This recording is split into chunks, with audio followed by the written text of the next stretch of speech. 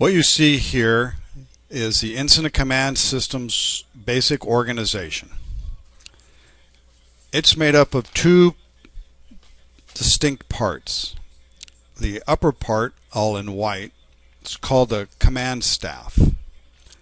The lower sections that are in the colors, the red, blue, orangish, yellow, and green, is called the general staff.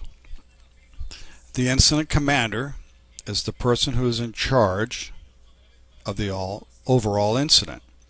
The rest are his team to help him manage the incident. The command staff reports directly to the incident commander or a deputy incident commander, as shown here.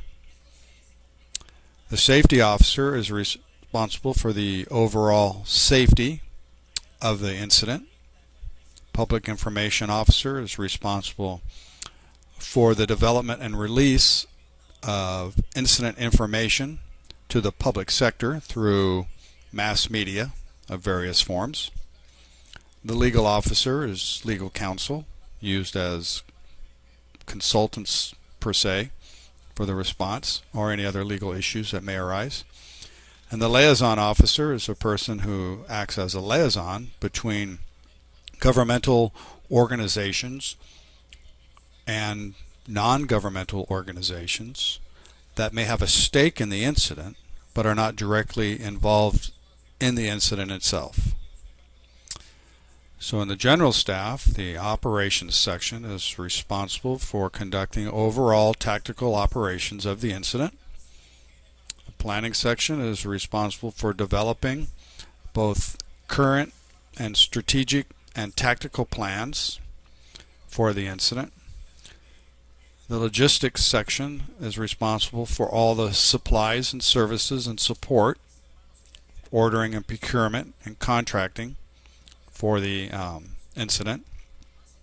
And the finance section is basically the ones who pay everything that logistics orders, that operations requests. So that's basically how this flow works. So this is the overall organizational chart. This organization can shrink or expand according to the needs of the response. Not all sections or units or groups or branches have to be filled, or you can create your own. So what we're going to show you next is an example of how in the operations section the operations can expand even further.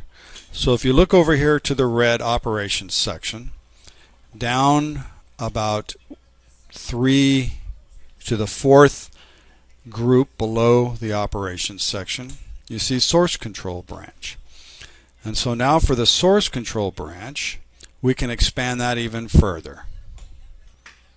So what you see here is an expansion of the source control branch. So at the very top, you'll see the source control branch director. If you remember back on the ICS form itself, on the ICS organization itself, there was a source control branch. That box is this box represented here as a source control branch director.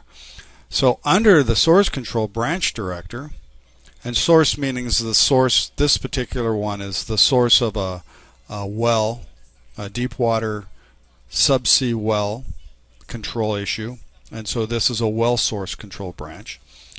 You can see how the various groups under that are organized, and basically a lot of them kind of mirror the organization above the general ICS organization. So they have a liaison, a public information officer, a safety, a finance specialist, logistics, and planning specialist, and you can see it depicted in basically the same colors as the original chart was. And then the other red boxes are specific to the subsea well control group or well control branch, and they have their own specific functions. As you can see here, subsea SIMOPS, which is simultaneous operations, the relief well group, the debris removal group, containment group. Containment means containment of the well, subsea dispersant group, and flow engineering specialists. So all these work together and have a specific job under operations of trying to gain control of an underwater blowout, well blowout, or uncontrolled well. They all fall under the operations section. So this here is an example of the ICS organization as it expands out even further to handle a major incident.